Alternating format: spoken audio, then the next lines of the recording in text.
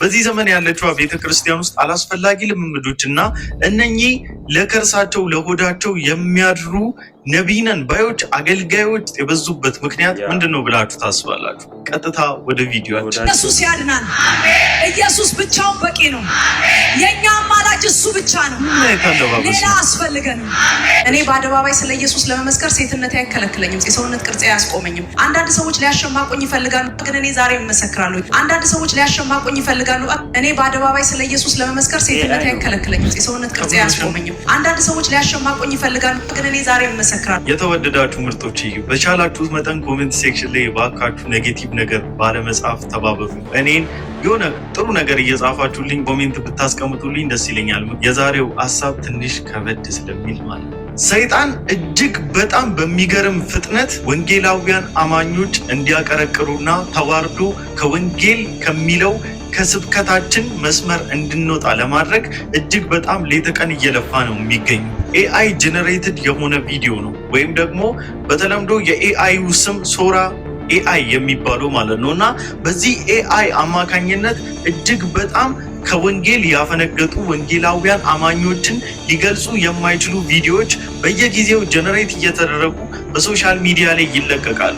ከዛም የተነሳ አንዳንድ ኤአይ ይሁን ወይስ ደግሞ ማንነት ይሁን መለየት የማይችሉ ሰዎች ግን ወንጌላውያን አማኞች አሁን ያሉበት የእርኩሰት ልምምድና ያሉበት አካሄድ ይህን ይመስላል እያሉ ከወንጌል እየራቁ ያሉበትና ሰዎች ወደ እግዚአብሔርን ቤት እንዳይመጡ እየተደረገ ያለበት የሚገርም ስትራቴጂ አለ እና በደንብ አድርጌ ይህንን ቪዲዮ ለብዙዎች ሼር እንድታደርጉልኝ የጠየቅኳችሁ ያለሁት አሁን እየተደረገ ያለው ነገር እጅግ በጣም ወንጌል እንዳይሰበክ እንቅፋት እየተኮነም ጭምር ስለሆነ ነው እና የሚገርማችሁ ይህ ኤአይ ጀነሬትድ የሆነ አካውንት 5 ቪዲዮዎች ነበሩት። ከአምስቱ አንዱ ዲሌት ተደርጓል። ሚሊዮን የሆነ ቪው ነው ያለው። ወንጌላውያን አማኞች ለእግዚአብሔር መድረክ ለእግዚአብሔር ቤት ክብር እንደሌላቸው በሰዎች ዘንድ ኢሜጅ ቢውልድ ለማድረግ ፎልስ የሆነ ኢሜጅ ፕሮጀክት ለማድረግ እየተጣረ ያለበት ሁኔታ ነው ያለው። በሀሳቤ የሚስማማ ጴንጤ ብቻ ይህን ቪዲዮ ላይክ አድርጎ የጀመር ኮመንት ላይ አልስማማም እያለ ይጻፍልኝ። ለብዙ ክርስቲያኖችም እንዲደርስልኝ ኮፒ ሊንክ ሼር እያደረጋችሁ አድርሱልኝ። ይህ አካውንት ሜሉ በመባል ይታወቃል። በጣም በቅርቡ ነው የታወቀው። እንደምታዩት ስርዓት የሌላቸውን አለባበሶች እየለበሱ ስብከትን በኤአይ እያዘጋጁ መልቀቅ ጀምረዋል እና ይህን ደግሞ የሚያምኑ ሰዎች ወይንም ደግሞ ክርስቶስን እንደ ግል አዳኛቸው አድርገው የተቀበሉ ሰዎች ስራ አይደለም። ምክንያቱም እንደነዚህ አይነት ስራዎችን ሊሰሩና ሊለቁልን ስለማይችሉ ይሄ የአንድን ሃይማኖት ስም ሊያስጠፋ የሚችል የሚያስጠላ ተግባርና አጸያፊ ጉዳይ ስለሆነ መቃወም ግዴታችን ነው። ምክንያቱም እኛን ለመጣል እጅግ በጣም እየሞከረች አለችው እና የቴሌግራም ግሩፓችንን የምንወያይበትን ጆይን አድርጉና ሊንኩን አስቀምጥላችኋለሁ። የምንወስድባቸውን እርምጃ እንወስድባቸዋለን ማለት ነው።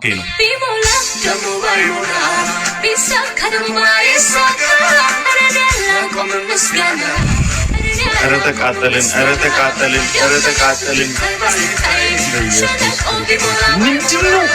ምንድነው እየተኮነ ያለው? በኢየሱስ ክርስቶስ ሰው ምንድነው በዚህ ልክ የእግዚአብሔር ጠላት ለመሆን የወንጌል ጠላት ለመሆን ቆርጦ የተነሳው? ግን ይሄ ሃይማኖት ምንድን ነው የበደላችሁ?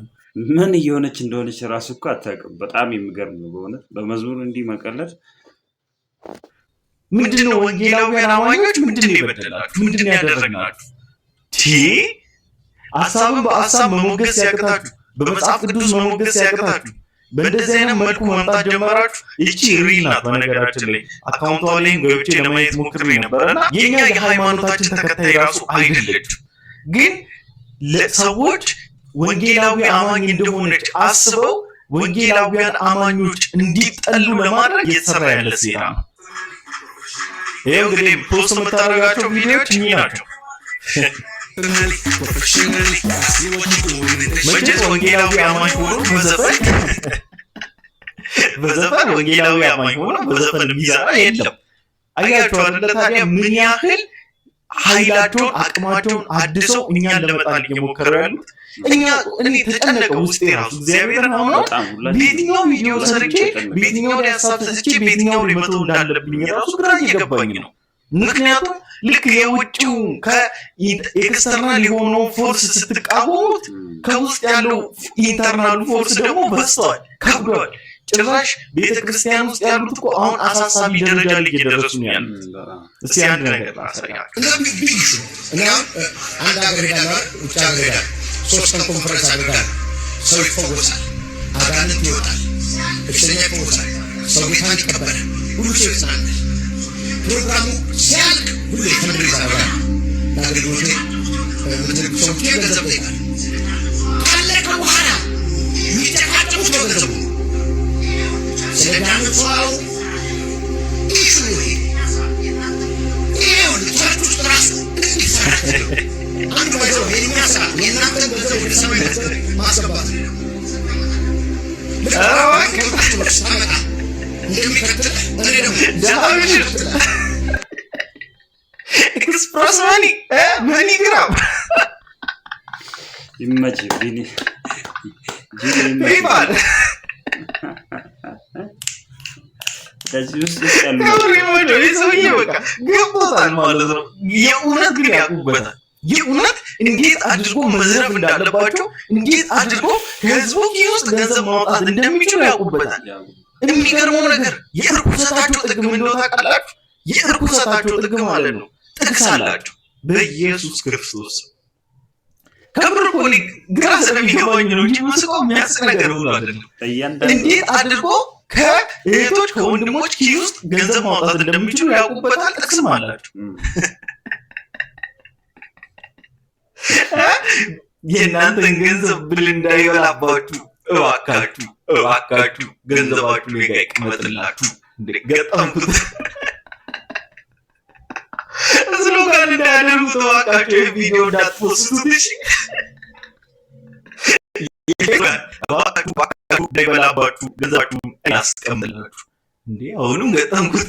ኤኒዌይስ ግን እንደዚህ አይነት እርኩሰቶች፣ እንደዚህ አይነት ስግብግብነቶች፣ እንደዚህ አይነት ሆዳምነቶች ኢንተርናል ስላሉ በውስጥ ስላሉ የውጭውን ለመቃወም ራሱ አሁን አቅም እያጣው መጥቻለሁ። ከምሬ ነው የምላችሁ። በጣም ነው አቅም እየተበዘበዘ የመጣው። ማለት በቃ ገብቶኛል። አቅም እያለቀ እንደመጣ በዚህ ጉዳይ ላይ እየተረዳሁት መጥቻለሁ። በሁለተኛ ዮሐንስ ምዕራፍ 1 ከቁጥር 9 እስከ 12 ብታነቡት እቺን ቃል ነው የሚነግራችሁ። ለሚወጣ ሁሉ በክርስቶስም ትምህርት ለማይኖር ሰው አምላክ የለውም። በክርስቶስም ትምህርት ለሚኖር አብና ወልድ አሉት። ማንም ቢመጣ ይህንንም ትምህርት ይዞ ባይመጣ በቤታችሁ አትቀበሉት፣ ሰላም አትበሉት። ሰላምም የሚለው ሰው ከክፉ ስራ ይካፈላል። የክርስቶስን ትምህርት አክፋፍተ፣ የክርስቶስን ትምህርት ገፍተ፣ የክርስቶስን ትምህርት ካለመቀበል የመነጨ ይህ ጭፍንነትን ይዘ እንዴት ነው ታዲያ ይመጣዋል እንዴ ክርስትና? እሱም እንደናንተ ሰው ነው። በለያችሁ ነገር ምንድነው? መድረክ ላይ ቆሞ እናንተን እየሰበካችሁ ነው። እናንተ ከታች ብላችሁ እየተሰበካችሁ ነው። ስለዚህ የእናንተ ሰርታችሁ ላባችሁ ጠብ አድርጋችሁ ያመጣችሁት ገንዘብ አምጡ፣ እዛ ቀንዳማው ባንክ አታስቀምጡ ካላችሁ እሱስ ከእናንተ የሚቀበለውን እውነት የት ነው የሚያስቀምጠው ብላችሁ ካላችሁ ID6 ላይ፣ ሬንጅ ሮቨር ላይ፣ V8 ላይ፣ ቅንጡ መኪናዎች ላይ የራሳቸው ቤት ላይ ነው ኢንቨስት የሚያደርጉት። ከሰማይ ጋር ኮኔክት ያደርጋል። ማብራራት ራሱ እኮ አይጠበቅብኝም። አንድ አእምሮ ያለው ሰው ማቹርድ የሆነ ሰው ሳውንድ ማይንድ የሆነ ሰው እኮ ሊነቃበት የሚገባ ትሪክ እኮ ነው። ከ2 ቀናት በፊት በኦፊሻል የቲክታክ ፔጇ ላይ ቤቢ ሻወር ብላ አይ ቲንክ እግዚአብሔር በልጅ ባርኳታል። እንግዲህ ወዷን እንደምናየውም ከሆነ ገፍቷል።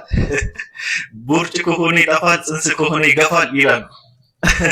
እና እንግዲህ ያው ጽንስ እንደሆነ ማለት እግዚአብሔር በልጅ እንደባረካት አይተናል። በዚህም ይሄንን በማስመልከት እንግዲህ አሁን ዘመን አመጣሽ በሆነው ነገር ወይም ቤቢ ሻወር ተብሎ በሚጠራው ነገር ውስጥ እንግዲህ ገብቶ ሳይወጥ በጣም ብዙ ሰዎች ተቃውሞ እያደረሱባት ይገኛሉ። ይሄን ካንቺ አልጠበቅንም ነበረ፣ መንፈሳዊያኖች በሙሉ ወዴት እየሄዳችሁ ነው? በጣም ነው ያዘንብሽ፣ በጣም ነው ያፈርንብሽ፣ በጣም በቃ እንደተሸማቀቁባት ቁስስ እንዳሉባት ኮሜንት ጽፉላን ነበረና የሷ ቤቢ ሻወር ማክበር እኔ አይጎዳኝም። የሚጎዳኝ ይህ የአቶ ሄኖክ አይነት ስብከቶች ናቸው። ምክንያቱም ጀነሬሽን ገደል ስለሚከቱና ጀነሬሽን ስለሚያሳጣኝ እሱን ሰክስገ ደብቀ ዘይት ሻጩን ሰክስጋችሁ ደብቃችሁ ይቺ እግዚአብሔር ልጅ ስለሰጣት እያመሰገነች ያለች እህት ላይ ድንጋይ ተወረውራላችሁ። ስለታችሁን ስላችሁ ትወጣላችሁ። እናንተ ምንድነው የሆናችሁ ያላችሁት? አንዳንዴ መንፈሳዊ ሰው ናቸው የምንላቸው ሰዎች ወርደው አገኛቸዋለሁ። ተባኪ የተወደዳችሁ እህቶች በዚህ ልክ አልጠብቃችሁም ነበር። ይብራላችሁ እንዲሁም ይራራላችሁ ጌታ ሆይ። ምን አደረጉ? ምንድን ያጠፉት? እኔ ቤቢ ሻወር ምናምን የሚባለው ነገር ገብቶኝ ምናምን እየደገፉ እየተቃወምኩም አይደለም። አሁን ከሚታየው ከነዚህ አገልጋይንን ባዮች እርኩሰት አንጻር ግን ምንድን ያደረጉት?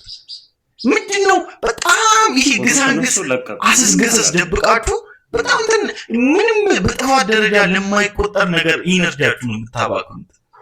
ምንድነው እንደዚህ ወሬ ወዳድሙ? ኧረ እባካችሁ ከ2-3 ወር በፊት እኮ ማለት ነው የማላስረዳ ለንግግሬ አላብራራም ላንተ አባባሌ የውስጤ ቀድሞ የሚገባ የምትረዳኝ ሳላወራ እያልክ እኮ ዘምራል። ምን ኬት አምጥተህ ነው? የተንበረከከ ሰው የሚጽፈውን መዝሙር እኮ ነው በነገራችን ላይ እየዘመርክ ያለው። ግን የሆነ ድንጋያችሁን ሰብስባችሁ ትሄዳላችሁ ለመቀጥቀጥ። አዶናይ እንግዲህ እያየ ነው ጴንጤ ሊሆን ነው እያየ ነው። አንድ ቪዲዮ ለቋል። እዚህ ይህ ቪዲዮ ገብታችሁ አይታችሁት ከሆነ እግዚአብሔር በቃ ብሎኛል ምናምን አይነት ነገር የሚያወራቸው ነገሮች ምናምን ደስ አላሉኝ። በአጠቃላይ የገንዘብ ስኬት አግኝቻለሁ፣ የዝና ስኬት አግኝቻለሁ፣ አሁን ወደ አምላኬ መመለስ አለብኝ፣ እንደዚህ መሆን አለብኝ፣ እግዚአብሔር እንዲህ ብሎኛል፣ እንደዚህ ነግሮኛል ምናምን የሆኑ ደስ የማይሉ ነገሮች። ማርያም ሲል መድረክ ላይ የነበረ ልጅ አሁን ደግሞ እግዚአብሔር እንዲህ ብሎኛል፣ እንዲህ ነግሮኛል፣ እንደዚህ አይነት የሚያበዙና እንደዚህ የሚፈላሰፉ ሰዎች መጨረሻቸው ጴንጤ ነው የሚሆኑት። የምሬ ነው የምላችሁ። እንደዚህ የተፈላሰፉ ነገሮችን እግዚአብሔር እንዲህ ብሎኛል፣ እንደዚህ ነግሮኛል እንትና የሚል ሰው መጨረሻው ጴንጤ ነው የሚሆነው። ከባድ ነውና ምስክር ናችሁ። ማርያም የሚል ኦርቶዶክስ ነው የሚሆነው። እግዚአብሔር የሚል ጴንጤ ነው። በቃ አለቀ። አሁን ሚዲያ ላይ እንደምታዩት ወንጌላውያን አማኞችን ለማበሻቀጥ እንደሚሞከረው አይምሰላችሁ። ጴንጤዎች በጣም የሚገርም የእውነት ጴንጤነት መታለ ጌታ በኢየሱስ ሰው ያደረገኝ ጸጋው ነው አይደል? ጴንጤ ከሆንኩ በኋላ ነው ስለ ጸጋው የገባኝ። ሲገባ የምትሆነው ነገር እኮ ነው።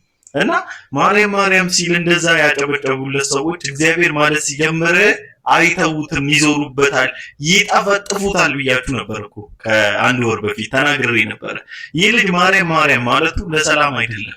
እግዚአብሔር ማለት የጀመረ ቀን ያን ጀግና አዶናያችን የተዋህዶ ልጅ ያሉት በሙሉ ማለት ነው የተዋረድክ ልጅ ይሉታል ብያችሁ ነበርና አፍቀሮች እግዚአብሔር ማለቱ ወደ ጌታ ሊያመጣው እንደሆነ ማወቃችሁ ራሱ ትልቅ ነገር ነው። ሀብት፣ ስኬት፣ ዝና ሁሉ ነገር አላፊ ጠፊ ነው። ዘመኑ እውነት በጣም እንደከፋ በዚህ ነው የምናውቀው የምንረዳው ማለት ነው። ሰው እግዚአብሔር ስል እንደ ሌላ ነገር ማሰብ ተጀምሯልና በጣም ነው የሚደብረው። እና ይሄ ልጅ የሚያወራውን ነገር እንደዚህ ከሰማችሁ በጣም ነው የሚደብረው የሚያስጠላው ማለት ነው። እና የደወል ምልክቷን በመጫም ደግሞ ቤተሰብ ይሁኑ። እንዲህ አይነት በጣም አስገራሚና አስደናቂ የሆኑ ቪዲዮችን ሪያክሽን እያደረገን አብረን የምናይበት ይሆናል። ሳብስክራይብ ያድርጉ፣ የደወል ምልክቷን ይጫኑ። ታንኪዩ ፋሚሊ